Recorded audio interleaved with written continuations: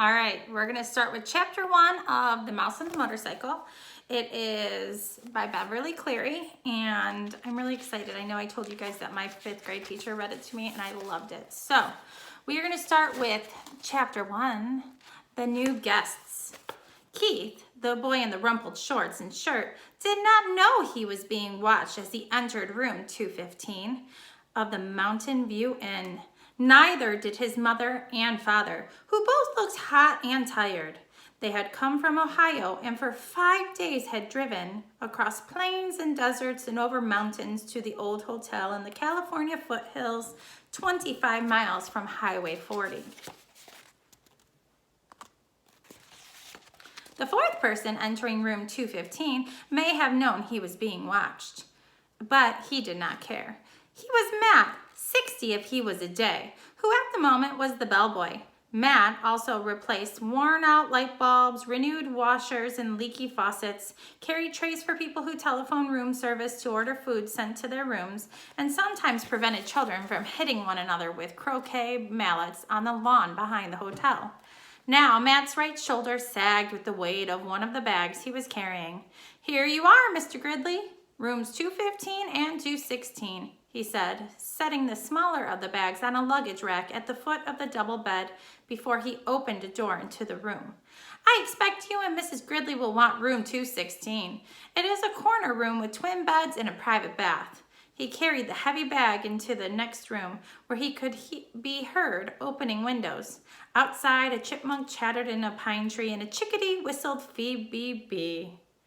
The boy's mother looked critically around 215 and whispered, "I think we should drive back to the main highway. There must be a motel with a vacancy sign someplace." We didn't look long enough. "Not another mile," answered the father. "I'm not driving another mile on a California highway on a holiday weekend. Did you see the way that truck almost forced us off the road?" "Dad, did you see those 2 fellows on motorcycles?" began the boy and stopped, realizing he should not interrupt an argument. "But this place is so old," protested the boy's mother, "and we only have 3 weeks for the whole trip.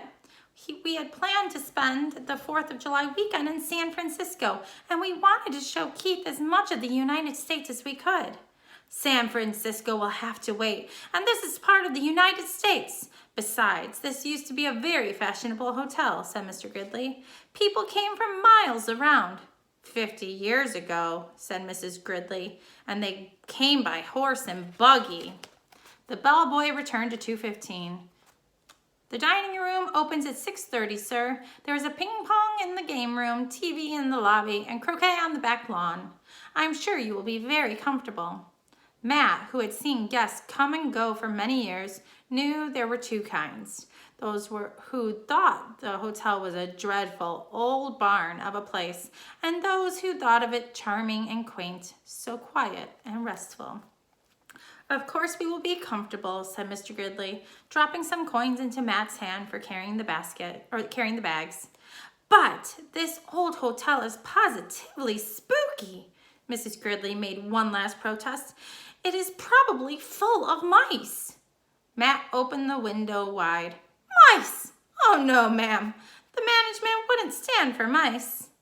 "I wouldn't mind a few mice," the boy said as he looked around the room at the high ceiling, the knotty pine walls, the carpet so threadbare that many of its roses had almost entirely faded, the one chair with the antimacassar on its back, the wash basin and towel racks in the corner of the room.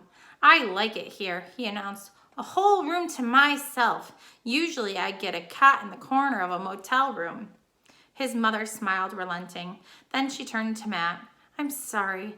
It's just that it was so hot crossing Nevada, and we are not used to mountain driving. Back on the highway, the traffic was bumper to bumper. I'm sure we shall be very comfortable." After Matt had gone, closing the door behind him, Mr. Gridley said, "I need a rest before dinner. 400 miles of driving in that mountain traffic. It was too much. And if we are going to stay for a weekend, I had better unpack," said Mrs. Gridley. "At least I'll have a chance to do some drip drying." Alone in room 215 and unaware that he was being watched, The boy began to explore. He got down on his hands and knees and looked under the bed. He leaned out the open window as far as he could and greedily inhaled deep breaths of pine-scented air. He turned the hot and cold water on and off in the wash basin and slipped one of the small bars of paper-wrapped soap into his pocket. Under the window, he discovered a knot hole in the pine wall down by the floor, and squatting, poked his finger into the hole. When he felt nothing inside, he lost interest. Next, Keith opened his suitcase and took out an apple and several small cars, a sedan, a sports car, and an ambulance, about 6 inches long, and a red motorcycle, half the length of the cars, which he dropped on the striped bedspread before he bit into the apple. He ate the apple noisily in big chomping bites and then laid the core on the bedside table between the lamp and the telephone. Keith began to play, running his cars up and down the bedspread, pretending that the stripes on the bedspread were highways and making noises with his mouth. Vroom, vroom for the sports car, wee, wee for the ambulance, and boo, boo, boo, boo, boo for the motorcycle, up and down the stripes. Once Keith stopped suddenly and looked quickly around the room as if he expected to see something or someone. But when he saw nothing unusual, he returned to his cars. Vroom, vroom, bang, crash! The sports car hit the sedan and rolled over off the highway stripe. Boom, boom, boom, boom. I'll not get that. Boom, boom, boom. The motorcycle came roaring to the scene of the crash. Keith, his mother called from the next room. Time to get washed up for dinner. Okay, Keith parked his cars in a straight line on the bedside table beside the telephone, where they looked like a row of real cars, only much, much smaller. Look at Keith with those cars. The first thing Mrs. Gridley noticed when she and Mr. Gridley came into the room was the apple core on the table. She dropped it with a thunk into the metal wastebasket beside the table as she gave several quick little sniffs of the air and said, looking perplexed, I don't care what the bellboy said. I'm sure this hotel has mice. I hope so, muttered Keith. And that was chapter 1. Stay tuned for chapter 2.